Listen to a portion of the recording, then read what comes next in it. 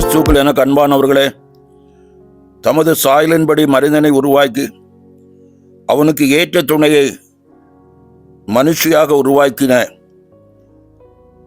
தேவாதி தேவனாகிய இயேசு கிறிஸ்துவின் இனிதான நாமத்தினாலே உங்களுக்கு என் அன்பின் வாழ்த்துக்கள்.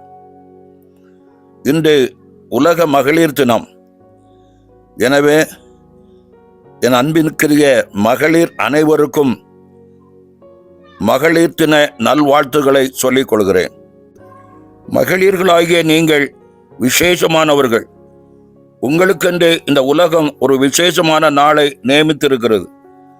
தேவனுடைய பார்வையிலும் நீங்கள் விசேஷமானவர்கள். தேவனுடைய படைப்புகள் எல்லாவற்றையும் தம்முடைய வார்த்தையினால் உருவாக்கினார். ஆனால் மனிதனை மட்டும் தேவ சாயலின்படி மண்ணிலிருந்து மனிதனை உருவாக்கி தன்னுடைய ஜீவ சுவாசத்தை அவன் நாசில் ஊதினார். அவன் ஜீவாத்மாவானான். அவ்வாறு உருவாக்கப்பட்ட மனிதன் ஆதாம். ஆனால் ஆதாமுக்கு ஏற்ற துணையாய் உருவாக்கப்பட்டவள் ஏவாள். பெண்களாகிய நீங்கள் இன்னும் விசேஷமானவர்கள். மனிதன் மண்ணிலிருந்து உருவாக்கப்பட்டான். ஆனால் நீங்கள் எலும்பிலிருந்து உருவாக்கப்பட்டவர்கள். நீங்கள் பலன் உள்ளவர்கள். பெண்களாகி நீங்கள் விசேஷம் உள்ளவர்கள். பெண்களாகி நீங்கள் ஆசீர்வதிக்கப்பட்டவர்கள். வேத வசனம் சொல்கிறது, நீதிமொழிகளின் புஸ்தகம் 31ஆம் அதிகாரம் 30ஆம் வசனத்தில், சௌந்தரியம் வஞ்சனை உள்ளது, அழகும் வீண், கர்த்தருக்கு பயப்படுகிற ஸ்திரீயே புகழப்படுவாள் என்று பார்க்கிறோம். கர்த்தருக்கு பயந்து நீங்கள் வாழ்ந்தால் நீங்கள் புகழப்படுவீர்கள். யாரால் புகழப்படுவார்கள்? கணவர் புகழுவார், இந்த சமுதாயம் புகழும், எல்லாவற்றுக்கும் மேலாக உங்களை சிருஷ்டித்த கர்த்தர் உங்களை புகழுவார். உங்கள் பிள்ளைகள் எழும்பி உங்களை வாய்க்குவது என்று சொல்வார்கள். எனவே தேவனுக்கு பயந்து இந்த வேதத்தில் சொல்லப்பட்டபடி பெண்கள் எப்படி இருக்க வேண்டும்? இயேசு சொன்னது போல் மரியாள் தன்னை விட்டு எடுபடாத நல்ல பங்கை தெரிந்து கொண்டாள் என்று வாழ்ந்தது போல நீங்களும் நல்ல பங்காகி இயேசு கிறிஸ்துவை தெரிந்து கொள்ள வேண்டும் என்பதை வேதம் சொல்லித் தருகிறது. அதன்படி நீங்கள் வாழும்போது உங்கள் குடும்பத்துக்கு, தேசத்துக்கு, சபைக்கு ஆசீர்வாதமாய் இருக்க கர்த்தர் உங்களுக்கு கிருபை பாராட்டுவார். ஒரு குடும்பத்தை உருவாக்கி கட்டி எழுப்பும் மிகப்பெரிய பொறுப்பு உங்களுக்கு உண்டு. ஒரு குடும்பத்தை கட்டி எழுப்பக்கூடிய பொறுப்பை கர்த்தர் உங்கள் கையில் கொடுத்திருக்கிறார். நீங்கள் தான் ஒரு ஆசீர்வாதமான சமுதாயத்தை உருவாக்க முடியும்.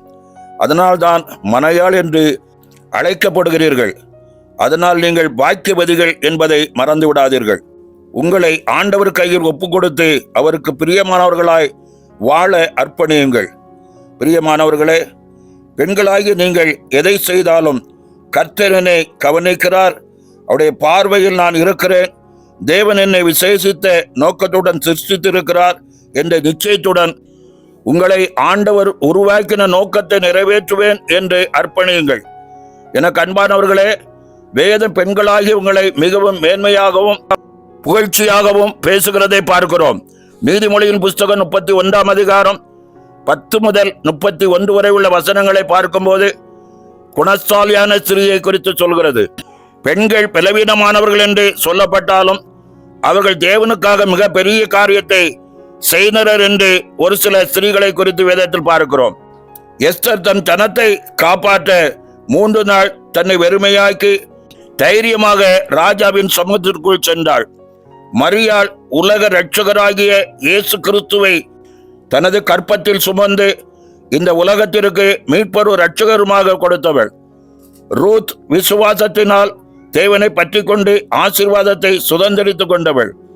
அன்னாள் பொருத்தனையுடன் கண்ணீருடனும் காத்திருந்து தீர்க்கதரிசியாகிய சாமுவேலை பெற்றெடுத்தவள். இந்த மகளிர் தினத்தில் நீங்கள் புரிந்து கொள்ள வேண்டிய காரியம், நீங்கள் பலவீனத்தின் அடையாளம் அல்ல. அன்பு, விசுவாசம், ஞானம், வலிமை நிறைந்தவர்கள் என்னும் தேவனுடைய திட்டத்தில் நீங்கள் முக்கியமானவர்கள். நீங்கள் தேவனால் படைக்கப்பட்ட மிகவும் மேன்மையான சிருஷ்டிப்புகள். எனவே இந்த மகளிர் தினத்தில் ஆண்டவரின் சித்தத்துக்கு உங்களை அர்ப்பணித்து காத்திருங்கள். ஜெயம் பெறுவதற்கு ஆண்டவர் உங்களுக்கு உதவி செய்வார். நீதிமொழிகளில் சொல்லப்பட்ட வார்த்தையின்படி 14:1 புத்தியுள்ள ஸ்திரீ தன் வீட்டை கட்டுகிறார், புத்தி இல்லாத ஸ்திரீயோ தன் கைகளினால் அதை இடித்து போடுகிறாள். எனக்கு அன்பானவர்களே, இந்த வார்த்தைகளின்படி புத்தியுள்ள ஸ்திரீகளாய், ஜெயமெடுக்கிற ஸ்திரீகளாய், கர்த்தருடைய சித்தத்தின்படி வீடை கட்டுகிறவர்களாய் வாழ்வதற்கு உங்களை அர்ப்பணிங்கள். கர்த்தர் இந்த மகளிர் தினத்திலே உங்களுக்கு உதவி செய்து உங்களை ஆசீர்வதித்து சிறப்படுத்துவாராக. ஆமேன். ஜெபம் செய்வோம். நேசிக்கிற நல்ல பிதாவே, ஆசீர்வதிக்கப்பட்ட இந்த நாளுக்காக நன்றி செலுத்துகிறோம். இந்த 3வது மாதத்திலும் இந்த 8வது நாளை கர்த்தாவே மகளிர் தினமாய் அனுசரிக்கும்படி இந்த உலகம் வகுத்து கொடுத்திருக்கிறது. நீர் உருவாக்கின மனிதன், துணையாய் கொடுத்த மனுஷி, இவருடைய வாழ்க்கையில இந்நாள் வரை நடத்தி வருகிற அற்புத அடையாளங்களுக்காக ஸ்தோத்திரம். ஸ்திரீகளுக்கென்று ஒரு உயர்ந்த ஸ்தானத்தை கொடுத்து அவருடைய வாழ்க்கையில் அநேக அற்புத அடையாளங்களை செய்ய ஸ்திரீகளை பயன்படுத்தி இருக்கிறீர். அதே வண்ணமா இந்த நாட்களிலும் இந்த வார்த்தைகளை கேட்டிருக்கிற பிள்ளைகள் கர்த்தருடைய சித்தத்திற்கு தங்களை அர்ப்பணித்து தேவ சித்தத்துக்கு தங்களை ஒப்பு கொடுத்து தங்களுடைய வாழ்க்கையில உம்மை வெளிப்படுத்தி காட்ட கர்த்தர் கிருபை பாராட்டுவீராக. நம்பிக்கையோடு யாரெல்லாம் உம்முடைய சமூகத்தில் காத்திருக்கிறார்களோ அவருடைய காத்திருப்புக்குரிய பலனை கர்த்தர் கட்டளையிடுவீராக. உம்முடைய மேலான நாமம் மகிமைப்படட்டும். உன்னுடைய கிருபையின் கரம் ஒவ்வொரு மகளிரையும் ஆசீர்வதித்து நன்மைகளை காண செய்யும்படியாய் கர்த்தர் கிருபை பாராட்டுவீராக. விசேஷமாக இந்த நாட்களிலே பரீட்சை எழுதி கொண்டிருக்கிற பிள்ளைகளுக்காக நாங்கள் ஜெபிக்கிறோம்.